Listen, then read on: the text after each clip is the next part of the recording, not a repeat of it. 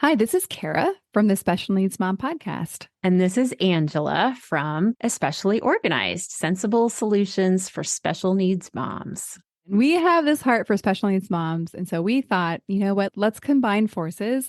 And we have come up with what we're calling the Purge Party. And you can pretty much guess what it is. It's a party where we're going to come together and we're going to purge, or in general, accomplish a goal, a small goal together.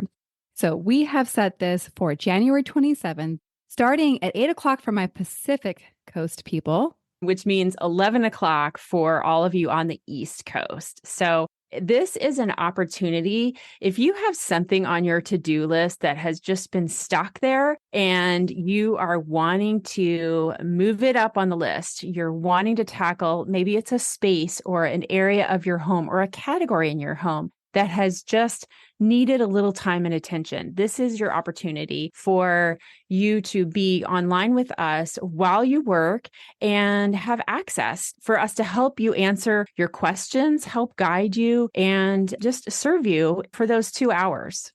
Yeah, exactly. And I think you can tell like what we've designed is just this very high level of support for that project that you just haven't been able to tackle on your own. The thing that we are envisioning is that you get to leave this purge party feeling so accomplished because you did the thing. You started the year off getting that thing done that you were stuck on last year. And so it's a momentum builder, if you will. You can go ahead and sign up. We have a link ready for you, and we are offering this for $40 for the whole experience. Absolutely. And we hope you'll join us. I think it's going to be really fun. It's going to be a great group of moms of special needs kids. So we all get each other. We all have an understanding of what it's like to have something on our to-do list, but just we haven't been able to tackle it yet. So I hope that you will join us. We're super excited to bring this to you, and we are thrilled to work with you. All right. We'll see you all there.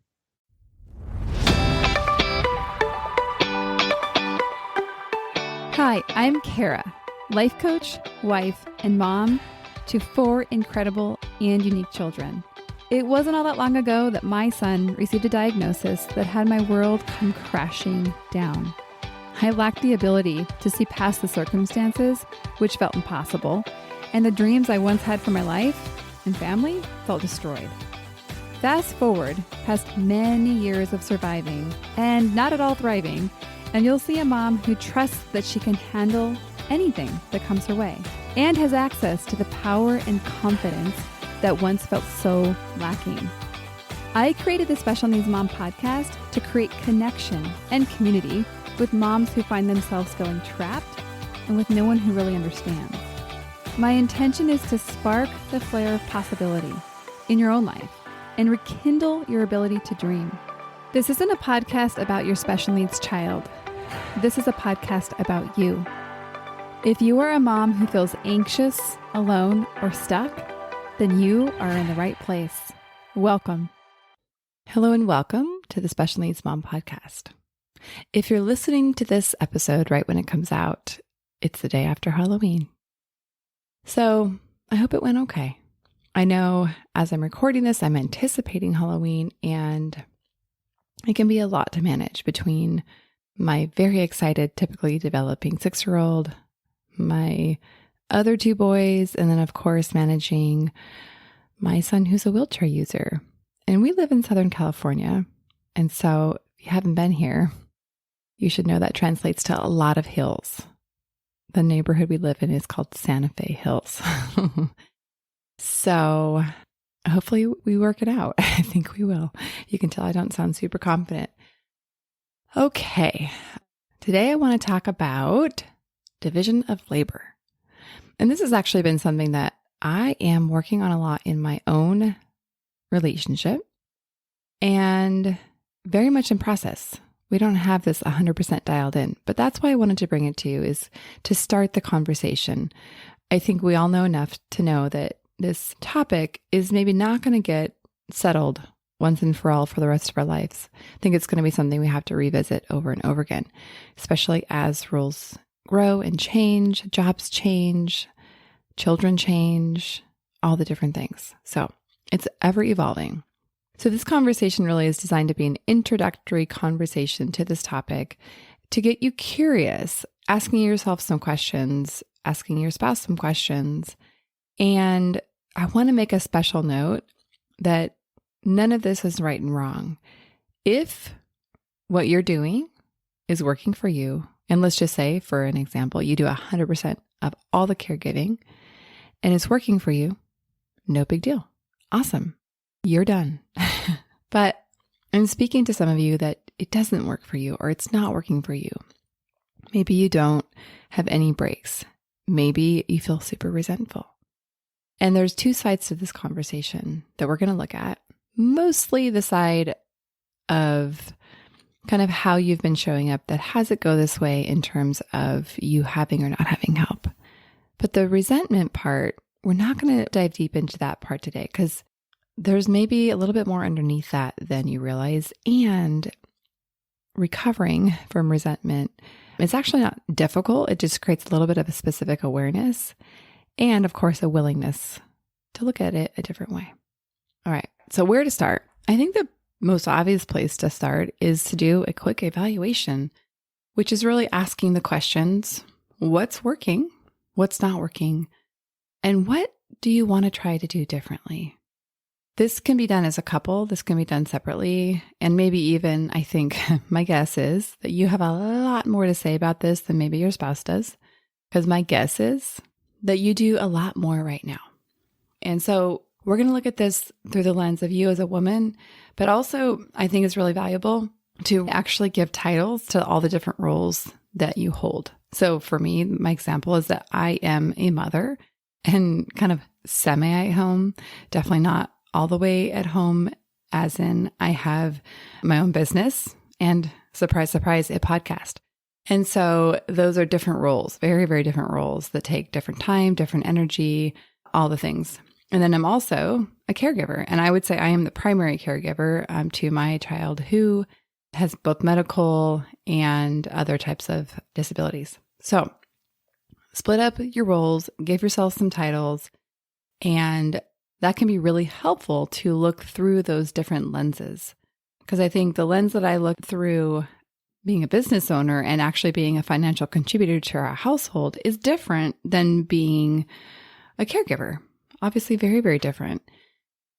So this evaluation process is obviously very simple. Like it's 3 simple questions. But I think what a lot of us forget to look at is like, what's working? Let's celebrate what's working and maybe even leverage what's working to do more of that to have this go a little bit more smoothly. The other thing I want to mention here is the evaluation, and this is probably more pointed towards when you do it on your own, is looking at what they do. Because I think the thing I haven't said yet is I think if we're honest, a lot of us have some complaints about how it's going, that we don't feel like it's fair. We don't feel like we are being fully supported by our spouse. And honestly, it's quite hard. We all know that statistically, women in the household still hold a huge proportion of household responsibilities. So it's like we're pushing against the tides here. And I think it's totally worthwhile. I think that there's an opportunity for us. And we're going to talk a little bit later about some ways to approach it that might have it go better than if we approach it from the aspect of you're awful and you don't do enough. And I'm obviously exaggerating that a little bit, but I think sometimes that's not that much of a hyperbole.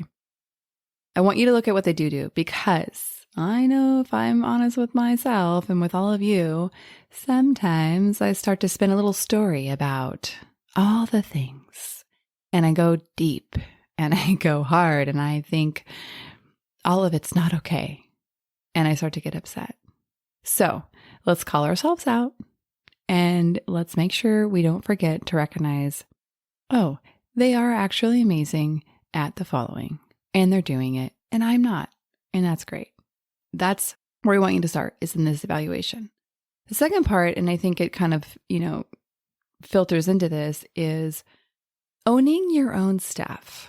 And this one actually is where we're not going to go super deep into this because I think conceptually this is not hard, but I think it does require some awareness. And if we don't have that awareness, we actually won't really be able to do this work. So This is where you get to be honest with yourself about why they're not doing more. And the first one actually is a very simple one. And it is, have you asked them? Have you directly and genuinely said, hey, will you do this? And you may have, and it may not have worked, which is totally okay. But sometimes we realize, oh, we actually never asked for help. We expected that they should know that they should help. Here's the other one. Do you allow them to do it their own way? Or do you micromanage and criticize? And I know your argument's going to be, well, it's life critical, Kara. If they screw this up, then, I get it. You are right. That is not wrong. But there's probably some margin for another human being who loves your child as much as you do to figure it out. And maybe they just need some practice. And a kind and helpful person, not a critical person, helping them until they've got it. And if you're honest with yourself, this is the part where you're going to own your stuff. If you're honest with yourself, you're not allowing them to do it their way because you're so tightly gripped on this thing for much deeper reasons than we're going to go into today. But if you're thinking, oh, I'm just so much better at this than them, I might as well do it. I want you to just really ask yourself, is that really true? Or maybe a better question is, does that have to stay true? Because you probably are better at it right now. And actually, it's funny because if I look at a lot of things, household related, I'm better at all of them. Not to be like, I'm so great and he's so awful. There's a lot of things he's way better at than I am, specifically having fun. Surprise, surprise.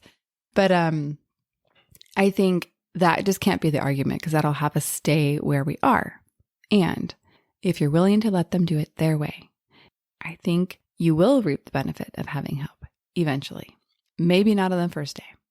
The other thing I wanted to mention here, and again, we're not going to dive deep into it, but I just want to mention it because I think it's thought-provoking, is perhaps changing how much support you get requires you to change your identity in a way that's really uncomfortable. So you might really have an identity of being busy or maxed out, weighed down. And if you actually get support, you can't really wear that hat in the way that you have been now. And it actually is very uncomfortable in many ways to change how we do anything, especially something as vulnerable as caring for our children. All right, the last part of the owning our own stuff is, ladies, we got to let go of the past. We got to let go of what they did or didn't do in the past. And when we're asking, so let's look a little bit at communication. If we're asking them for help through the lens of, you're an a-hole who should see what I need without having to ask, big surprise, it's not going to go very well. It's really not going to go well. And I think you probably know that because you probably have tried it. You're probably not alone. But if you actually lean into the forgiveness of, okay, what is past is past. I know this person to be loving, caring, wanting the best for me. So that's how I'm going to relate to them. I would say me and my children. And if you come to them and say, hey, I was wondering if you would be willing to manage the med orders and filling all the pill containers. That's a simple question, right? But you can tell it's not loaded with, one, insults of why he hasn't done it before. And it's actually just genuinely asking, hey, would you be willing? Because otherwise it's not a question, right? And sometimes we do, demand stuff, which is fine. I think there's space for that. But I think the thing I want you to really just recognize here is if we carry into it all of the baggage from before, it's just not going to feel good for you, and it's definitely not going to feel good for them. Now, I want us to move on to this last little section here, and it is experimentation.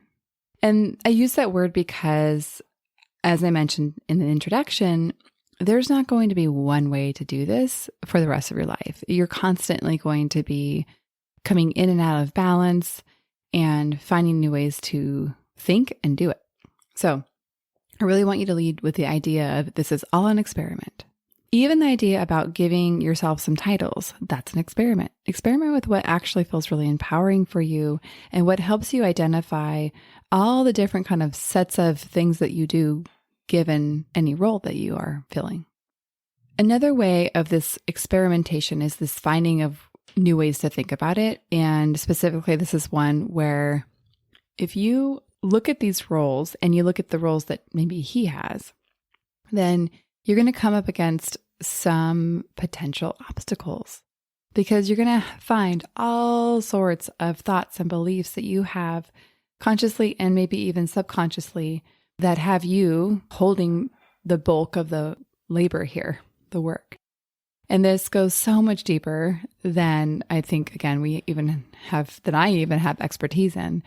But I mean, there's a reason why most households still in America are very weighted differently in terms of who does what in terms of household responsibilities, specifically even when there's two full-time working parents.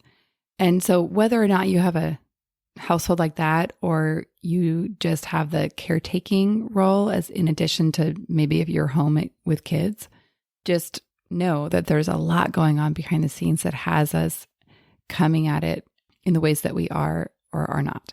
And so some of these new ways, really questioning when you have these thoughts that prevent you from asking, like one thought as an example is, he doesn't have time either. This is actually one that gets me. Because my husband has a pretty demanding job, I often am like, oh, he doesn't have time either. Like he's busy all day.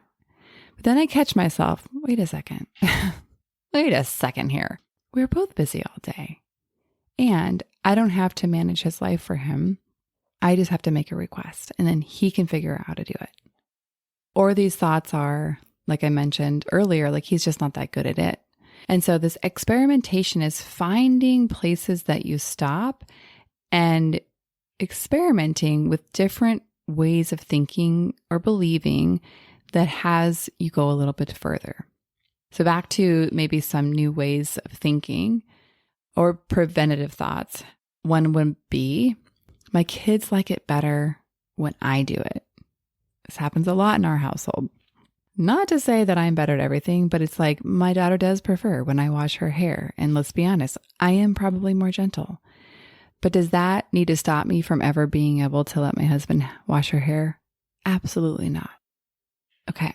The last one I want to mention here is this experimentation is really coming up against the resistance of letting go of control. Ooh, this is a sensitive one because I have so much compassion for all of us who are gripping onto control because that is only a natural response after we have been through what we have been through. And looking through the lens of trauma, that is a very natural and normal response. And so if you're like, I just can't, Kara, that's okay. You're where you are, and that's okay. And it doesn't mean that you'll never be ready. It just means maybe it's not right now, or maybe you need support in the areas of processing that trauma to be able to then make that next step. The last thing I really want to mention in this experimentation part is experimenting on kind of what works for you and your spouse. I think something to mention here is that what we're going for is not necessarily equal. We're going for what's equitable. So equal is the same, like, 2 and 2 are equal. And equitable is what's fair and impartial. So I'll just use myself as an example. So my husband, as I mentioned, he's a school assistant principal, pretty demanding job. So he has a lot of time required to do that job. It's really not a flexible thing. He can't necessarily manage, a high school football game more efficiently. He's there. And I mentioned earlier, I have different roles here in our family. It's not going to be equal, right? Like I can't be like, okay, you do 50%, I do 50%, end of story. That probably really wouldn't work very well. So I think what's really important is to look through this lens of what is fair and impartial. Obviously, we're a team.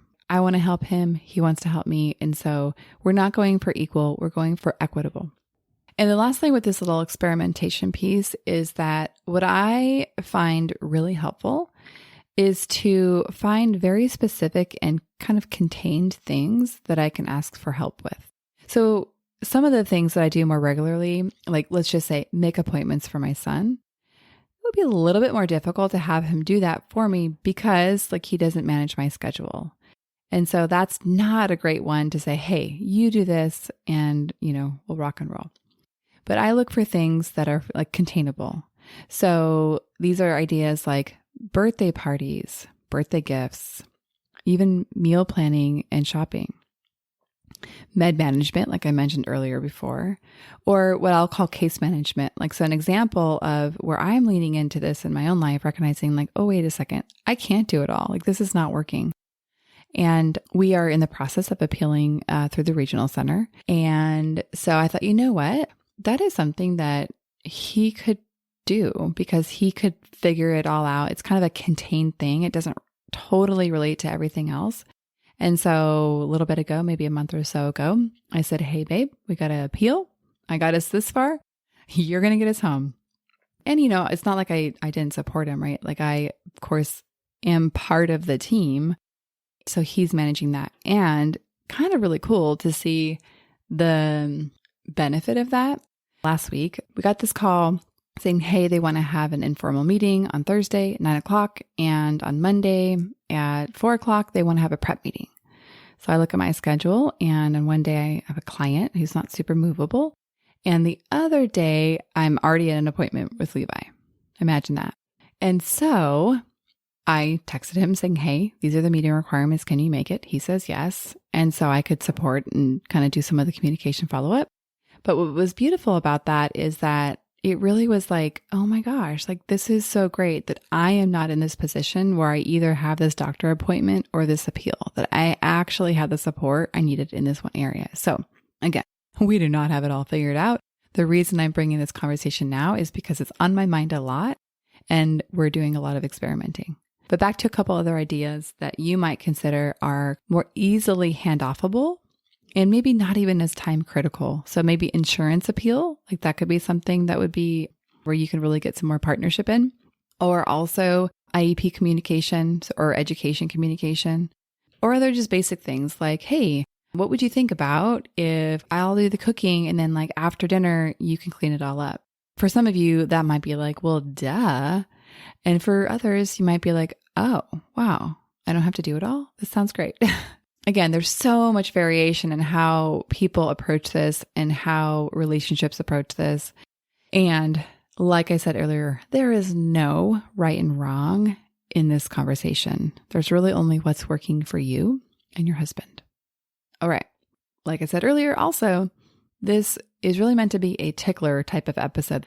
This is not a conclusive episode on this. I think actually it would be worthwhile of drilling down in deeper to some of the areas. And one of the things I thought would be really fun actually is to do a huddle style episode, or rather a conversation from the podcast Facebook group. So at the end of this episode, you'll hear a little blurb and it'll say, hey, we have a podcast group. We talk about things over there. And this is where I kind of offer the huddles, but sometimes are created into podcast episodes and sometimes are not. But they're really, really connecting and fruitful conversations. So if you're interested in that, head on over and we'll get you hooked up. Yeah, let this be a starter. Let it kind of agitate and maybe even excite some opportunity. And let me know what comes up for you. Let me know what questions you have, or maybe even where you're like, oh my gosh, I can't get past this little point. I can't get past being so mad about how it's gone, or I can't get past the idea that I'm supposed to be grateful when he does something that's so basic. I hear this a lot. So I'm having this conversation with you from a place of love, and I'm smiling over here because none of us are all that different from each other. We struggle with many of the same things. And like always, the place I want to approach this from is from love and compassion. I will leave you with that, and we'll see you in the next episode. One more thing before we officially wrap up this show. Sometimes when I'm listening to podcasts, I have the experience of wanting more. I'm listening at the very end thinking, I sure wish that episode didn't end. I invite you, if you feel in any way the same way, I invite you to the Special Needs Mom podcast community, which is a free group that I host on Facebook, where We, as a community of fellow moms who listen to this podcast and are experiencing life in similar shoes, get to talk to one another, get to share stories, get to actually interact. I hope you'll consider joining. See you over there.